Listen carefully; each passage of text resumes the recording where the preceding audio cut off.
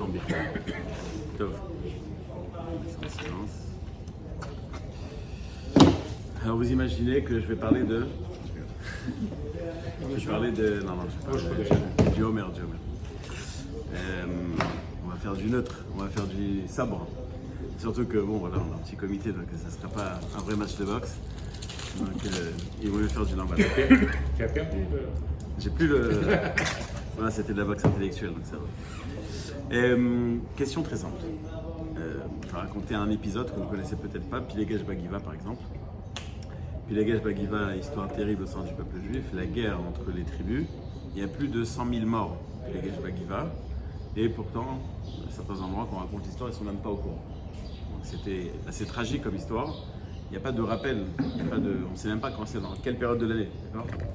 Apprendre 24 000 élèves de Rabbi Akiva qui décèdent, ça nous a pris 30 jours de... Ça nous a pris 30 jours les plus... 24 000 élèves de Rabbi Akiva qui sont décédés. À Pilegesh Bagiva, plus de 100 000. C'est des évaluations. Et c'est à peu près ça, plus de 100 000. Plus de 100 000. Donc il faut comprendre pourquoi est-ce que cet épisode-là du décès des élèves de Rabbi Akiva prend une période aussi longue de Havelut, on a coupé la musique, on se rappelle, etc. En quoi c'est... quelle est l'importance de... Pardon ? Donc ce que j'aimerais relever, c'est cette écoute-là, c'est-à-dire en quoi il y a une... Pourquoi est-ce qu'il y a cette période de deuil ? Vous connaissez tous le journal d'Anne Frank. Okay. Vous l'avez déjà lu ? Oui. Ouais. Il n'y a rien de spécial dans le journal. C'est Anne Frank qui l'a écrit. C'est une enfant qui a écrit et qui décrit une vie d'enfant. N'importe laquelle de vos filles aurait pu écrire. Oui, d'accord. Mais je veux dire, il n'y a pas de. En message, il y a voilà, une histoire, des arbres, des fleurs, est-ce qu'elle voyait de la fenêtre, etc. Ce qui est tragique, c'est l'histoire d'Anne Frank. C'est pas ce qui a été écrit. Il y a un autre journal qui a été écrit à la même période, par un Hollandais aussi, de 14 ans, qui s'appelle Moshe Flinker. Il a eu moins d'écho, on va dire, et moins de marketing, moins de followers exactement. Et puis juste avant que vous veniez, je regardais quand même sur Wikipédia pour voir comment est-ce qu'il le décrivait. À peu près ce qui doit être décrit, mais bon, c'est Wikipédia donc ça ne m'étonne pas. Ils le décrivent comme un livre d'abord c'est un Hollandais qui parlait en hollandais, c'est un juif hollandais, mais qui est écrit d'un hébreu magnifique, poétique, 14 ans.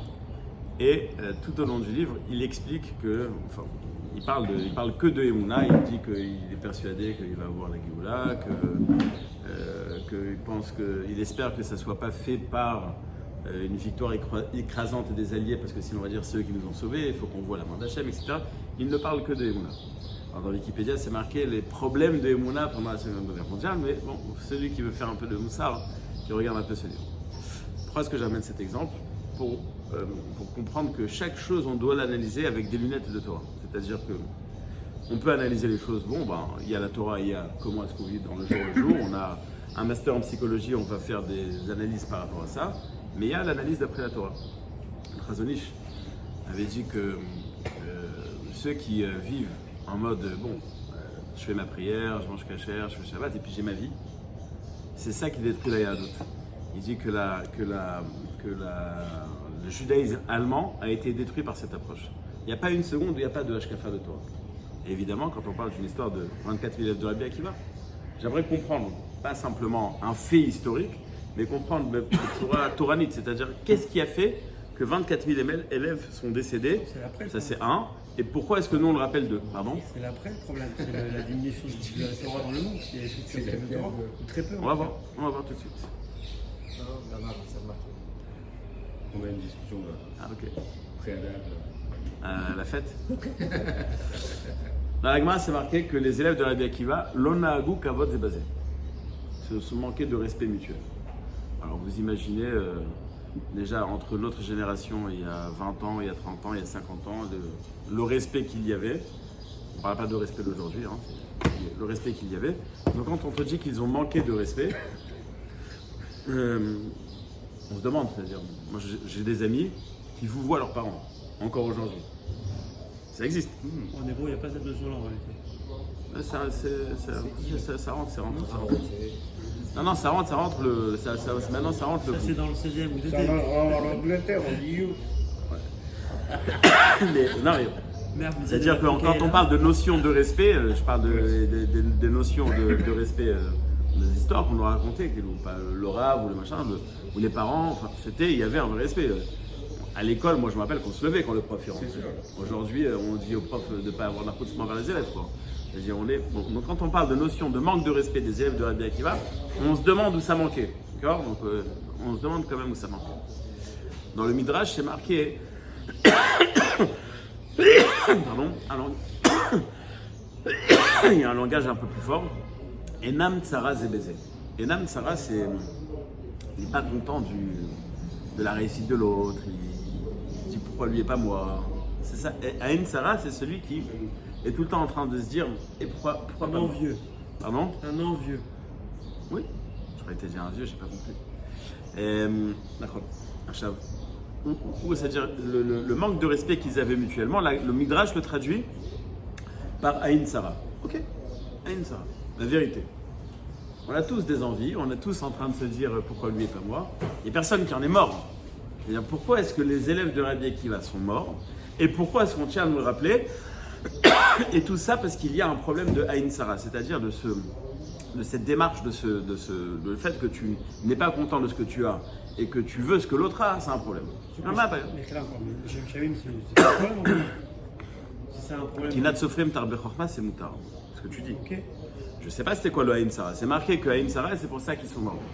Il y avait un problème dans leur approche, dans leur lecture du jeu, c'est-à-dire pourquoi lui et pas moi, il y a un problème. Je ne sais pas à quel niveau. En tous les cas, ça les a punis. Mais même. C'est avant ou après? C'est dans la Torah, Baftalera. Oui, mais Dans Rabbi Akiva, ça fait partie de la réponse. mais c'est avant ou après? C'est-à-dire qu'il s'est rendu compte qu'il y a eu Je vais te répondre de manière Marazelo Méchané. Rabbi Akiva, il était déjà là. Non, t'as pas compris. L'essence de Rabbi Akiva, c'est ça. C'est pas que quand ça a été écrit, il y a pensé. Et c'est le jour où il a décidé qu'il fallait le lire comme ça. C'est Rabbi Akiva, il a vécu comme ça. Donc, quand il avait des élèves, il était Ve'aftalera Hakamra Ziklal Gadol Batorah. Donc c'est, Non, tu peux ça dire fait, aussi qu'il y a eu ça fait 24 partie. 000 morts et qu'il s'est rendu compte que c'est peut-être la chose fondamentale. Ça, c'est pas le genre de choses qu'on dit quand c'est pas ce genre de lien de chronologie. Surtout qui n'est pas cité, tu peux pas l'inventer. Mais l'essence même de Rabbi Akiva, ça fait partie de la réponse. Mais j'aimerais expliquer le Inyan de Aïn Sarah, en quoi il est tellement grave. Il y a une histoire que vous avez beaucoup appréciée. Une femme qui a demandé à Moshe Feinstein, elle veut mettre les titites. Le a dit à Moshe Feinstein, c'est possible. Il a donné une première condition, il faut que ça soit un habit de femme, pas un habit d'homme, sur lequel tu mets les titites. Et la deuxième condition, elle est ultra actuelle, il dit mais ça dépend pourquoi tu fais la démarche. Si tu fais la démarche parce que tu veux faire des mitzvot, c'est bien. Mais si tu fais la démarche parce que tu penses que c'est pas normal que les femmes n'ont pas les titiot, ça c'est à piquant. Alors Moshe Feinstein, c'est pas Mea Sheharim, tout celui qui pense pas comme moi, c'est un rachat. C'est ça Moshe Feinstein. Mais il te dit c'est à piquant. Il écrit, c'est à Picorsout. Pourquoi? Si tu n'es pas content du tafkid que tu as, c'est-à-dire que tu penses qu'Hachem il a mal calculé son histoire. Tu penses qu'Hachem il a mal calculé son coup. Et ça, c'est de ne pas croire en Hachem. Il a marqué dans la Gemara que Yov, il a dit à Hachem, il a dit peut-être que tu t'es embrouillé entre deux Yov. Pourquoi tu m'as envoyé toutes ces punitions? Et Hachem, il lui fait une liste de choses où il montre qu'il est médagdek sur chaque millimètre, chaque goutte d'eau, le vent, chaque chose, elle est à sa place. Tu crois qu'entre deux Yov, je me trompais? C'est-à-dire que si tu es en train de te plaindre de ta situation, de te dire, par exemple, dans l'histoire de Moshe Feinstein, en tant que femme, je n'ai pas à mettre les titites. Oui, mais pourquoi en tant que femme, je n'ai pas à mettre? C'est plus une mitzvah, ça devient un picorsout. Puisque tu penses que ça aurait dû être fait de manière différente, donc tu remets en question le système mis en place par Hachem, ça devient un picorsout. Et c'est avec ça qu'on peut comprendre la place de l'otachmod dans les 10 commandements. Vous regardez tous les 10 commandements, c'est des choses qui sont graves. Shabbat Reyav Mita, Anochi Hashem, Laemuna. L'Otachmod, ça va quoi. Et Kilaim, c'est pareil, mangez pas cachère, enfin, Tarat Mishpacha, ça aurait pu être marqué là-bas. L'Otachmod, mais quel rapport l'Otachmod? Quel rapport l'Otachmod? L'Otachmod, ça va, c'est ne pas jalouser, ok. Il y a des choses qui sont plus graves. C'est un phénomène qui est assez, pas envie de dire naturel, je peux dire ça, mais bon, c'est. Mais c'est une question. Ce que tu dis, c'est une question. Si à l'extrême, ça peut conduire aux autres. Oui, mais le problème, c'est. Tous les interdits, je peux dire ça. Non, là, en particulier, quelqu'un qui a envie profondément, il peut voler Celui Il à peut qui voler, il mais ça peut être voir celui qui le veut, tuer, celui qui il veut peut, manger quelque chose pas cachère, il peut aussi lui aller. dire, Dans tous les interdits, C'est si je convoité, regarde par rapport à ce convoité. qui va être après, ça peut être grave. Le Tahmot, toutefois, c'est un interdit comme un autre. Il n'est pas puni différemment des autres, il est moins que les autres. La question que tout le monde pose, Il comprend tous les autres. la question que tout le monde pose, c'est que le Tahmot, Bichlal, c'est pas pratique. De faire ou de pas faire, je peux décider. Le Tahmot, c'est un sentiment. Je peux pas décider. Actif et le Je peux pas décider. Le type il passe avec une voiture toute neuve et toi tu es en train de pousser ta Renault 5 qui démarre pas, t'es pas bien. T'es en mode de Tahmot, c'est sûr. Donc comment est-ce qu'il a Bichla, on peut avoir un interdit pareil. Et quelle est sa place dans les 10 commandements? J'avais entendu une fois un pshat qui a fait Meod. Il disait que dans il y a 5 commandements et 5 commandements. La parallèle de l'Otachmot, c'est Kibud Avem. Il y a un rapport entre les deux. Il disait comme ça. Sur plein de choses, tu peux te plaindre. J'ai pas réussi dans mon travail, ça marche pas avec ma femme, il y a des choses que tu dis, ça dépend de toi. Tes parents, ça dépend pas de toi. C'est toi qui as décidé, tes parents. Donc tu peux tourner la question comme tu veux, ça dépend pas de toi. Eh bien, c'est exactement pareil. L'Otachmot, c'est la même chose. Pourquoi est-ce que tu es jaloux? Parce que tu te dis, mais attends, mais pourquoi Hachem ne m'a pas donné à moi et pas à lui? Le Ben Ezra, il a une définition très jolie. Il y a une phrase qui dit que le Ben Kfar n'est pas comment on dit, le campagnard. Il n'a pas envie de se marier, il ne cherche pas à se marier avec une princesse londonienne. Bon, il ne dit pas dans ces mots, mais c'est plus ou moins ça. Pourquoi est-ce qu'on n'est pas jaloux de la reine d'Angleterre avec sa couronne? On n'est pas la reine d'Angleterre. On n'est pas jaloux. On est jaloux. Donc, ce qui nous paraît, lui et moi, on est pareil. Mais non, on n'est pas pareil. On n'est pas pareil. Chacun, il a son tafkid. Chacun, il a son budget. Chacun, il a son nombre d'années à vivre. Chacun, il a sa santé. Chacun, il a son truc. Si tu es en mode Chomed ou Aïn Sarah, pourquoi lui et pas moi? Donc, tu remets en question tout le système. Donc, les élèves de Rabbi Akiva qui vont être jaloux les uns des autres, ils remettent en question tout le système. Donc, la gravité de Enam Tsara Zebazé ou de Lona Agou Kavod Zebazé, on peut la comprendre. Comprendre pourquoi ils en sont morts, c'est déjà une étape au-dessus. Mais on peut déjà comprendre quelle est la gravité. Le fait d'avoir envie de quelque chose qui n'est pas à toi et qui est chez l'autre, et tu te dis pourquoi pas moi, c'est remettre tout ce qu'Hachem a créé en question. Il y a un Admour qui a dit à son fils, entre parenthèses avant ça, il y a l'histoire de Yaakov Avinu qui traverse le fleuve et qui revient pour chercher Pachim Ktanim. Alors tout le monde se demande, les fourchettes, les petites assiettes.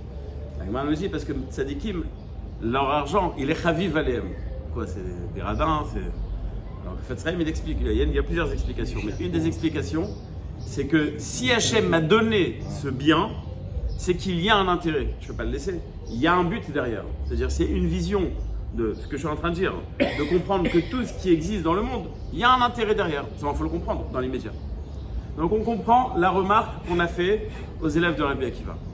Maintenant, pourquoi est-ce que c'est eux qui ont été punis? Parce que c'est les élèves de Rabbi Akiva, c'est ce que tu as voulu dire. Tu étais en train de dire qu'il y a un amour qui a dit à son fils, tu as de la chance. Toi, tu n'as pas connu le Divrei Chaim. Le Divrei Chaim, c'était un grand amour. Mitzanz. C'était un génie en Torah. Kadosh, Sadik, tout ce que vous voulez. Il a dit, toi, tu as la chance, tu n'as pas connu le Divrei Chaim. Il a dit, pourquoi j'aurais bien voulu connaître le Divrei Chaim? Il a dit, oui, mais quand moi je vais arriver au Lamaba, ils vont me dire, quoi?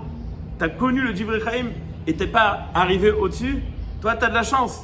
Tu ne connais pas le Divrei Chaim, on ne va pas te demander pourquoi tu n'as pas fait mieux. Plus t'approches du soleil, plus ça brûle. Exactement. Donc, les élèves de Rabbi Akiva, la remarque, c'était justement parce que vous êtes les élèves de Rabbi Akiva et que Rabbi Akiva est le symbole de cette compréhension. Tout ce qu'Hachem fait, c'est les Tova. La fameuse histoire de Rabbi Akiva, qui est en voyage avec un âne, une bougie, un coq.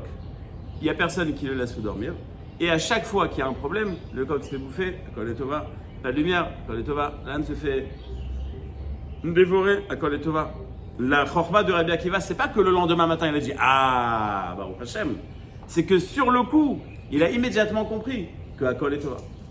Donc, on peut pas penser que c'est quelque part une faille dans l'éducation de Rabbi Akiva, le fait que ces 24 000 élèves n'aient pas respecté finalement le principe qui est le fondement même de sa pensée. Et c'est quoi la question? C'est-à-dire, est-ce que c'est un argument contre Rabbi Akiva ou c'est un argument contre les élèves? Bon, entre guillemets, avec tout le respect que je dois, une forme d'échec de l'éducation. Je ne sais pas l'intérêt d'arriver à cette conclusion. C'est-à-dire, Non, c'est une question. non, C'est pas une Qui question. peut je vais prendre expliquer. sur lui, qui peut prendre, tu vas dire Vous êtes quelque chose dur pareil. avec Rabbi Akiva. Non, Vous Vous êtes dur C'est avec bien. Rabbi Akiva. j'en sais rien. Non, mais je vois pas Des parents, j'enlève, Rabbi, des parents dont les 3 enfants deviennent des voleurs. Ils se posent des questions sur l'éducation, non? C'est pas. C'est pas la faute de Rabbi Akiva. Non, c'est ce qu'il essaie de dire. Il veut m'enfoncer, là. Ils ont reçu l'éducation adéquate, mais Non, ils ils se l'ont posent des rejetée. questions. J'ai pas dit que c'est leur faute. Il a changé de stratégie. Mais ils se posent des questions. Ensuite, Au sud. Daron, et il a formé 5 élèves. Non, peut-être qu'il n'y en avait plus. Je vais en parler tout de suite. Il y a un changement de stratégie. Je sais pas. Qui a dit? Parce qu'il n'y en avait que 5. Laïda. C'est ce que ça fait partie des questions que David a demandé. Quand est-ce que Ve'avta l'Erecha Kamocha, enfin, Klal Gadol Batorah, ça a été enseigné? Je sais pas. Mais en tous les cas, c'est possible. Rabbi Akiva, il n'a pas été puni sur ça.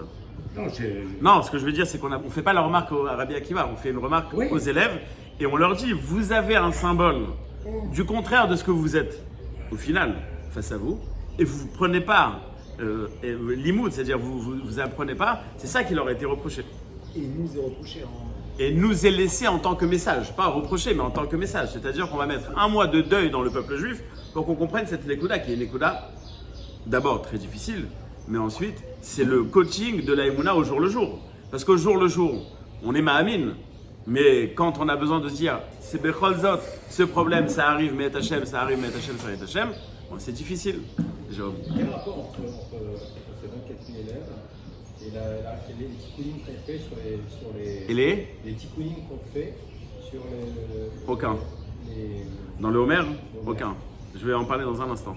Mais aucun. C'est possible que la période, elle est plus apte.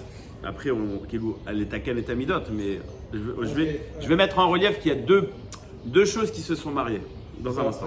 Juste ma remarque, c'est de dire, finalement, là, ce qu'on doit réparer, c'est le fait de ne pas jalouser. Finalement, c'est une mida Parmi tant d'autres, tu dis. Tant d'autres qu'on doit Yachol réparer Yot. sur la période de montée qu'on doit avoir pour l'âge que je Mais il faut comprendre que les midotes que tu lis, c'est pas les midotes que tu penses dans la vie de tous les jours. C'est autre chose.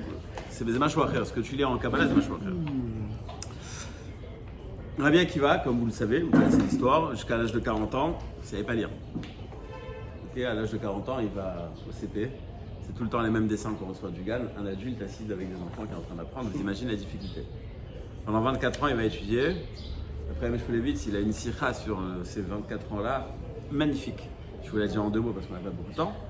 Mais il raconte dans la Gemara que Rabbi Akiva, après 12 ans, il revient avec 12 000 élèves.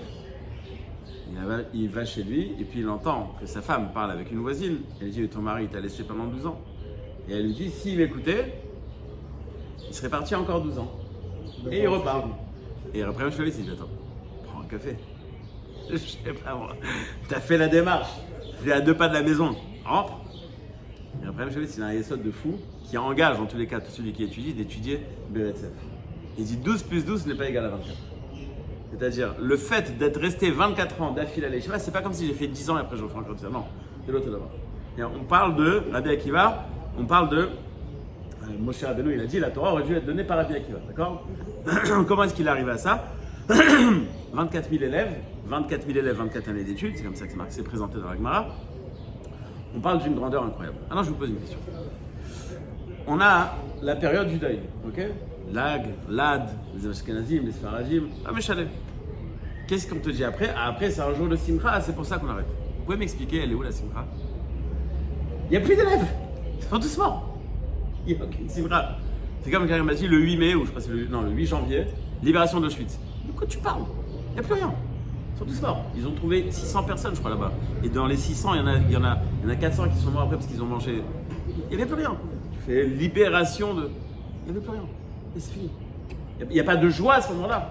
24 000 élèves sont morts, et il n'y en a plus. Ça y est. Oui. Évidemment. Il ne peut pas avoir une simcha à l'Akba Omer. Alors ce que nous on connaît de l'Akba Omer aujourd'hui, c'est quelque chose qui est en plus, c'est ce que je voulais te dire, Jérôme. C'est-à-dire que ce que Rabbi Shimon Bar Yochai était Mechadesh, le décès de Rabbi Shimon Bar Yochai, le l'Akba Omer, la Kabbalah, etc., c'est quelque chose qui existait après, pas forcément en période, mais c'est une autre idée qui est là. C'est-à-dire que la simcha qu'on a à l'Akba Omer, dans la halakha, on te dit il n'y a plus de deuil. Ah, parce que les élèves de Rabbi Akiva, ils sont pas morts. Pas parce que Rabbi Shimon Bar Yochai, il a fait la Kabbalah, c'est vachement frère. Donc, elle est où la simcha? La simcha, elle est justement dans la suite. Ça, c'est ce que vous avez dit. C'est que Rabbi Akiva, il perd 24 000 élèves, il se démonte pas. Il continue. Il n'est pas en train de dire, bon bah ok, j'ai essayé, ça va marcher. Il continue et toute la Torah orale qu'on a aujourd'hui, c'est Rabbi Akiva. Avec ses 5 élèves, Rabbi Shimon, Rabbi Yehuda, Rabbi Meir, ce que vous voyez le plus fréquemment dans les Mishnayot. Toute la Torah orale, c'est la force de Rabbi Akiva de ne pas lever les bras et de dire à Kol Beit Hashem. Donc tout le message du Homer, du décès jusqu'au dernier jour où il n'y a plus personne qui est mort, c'est le même message.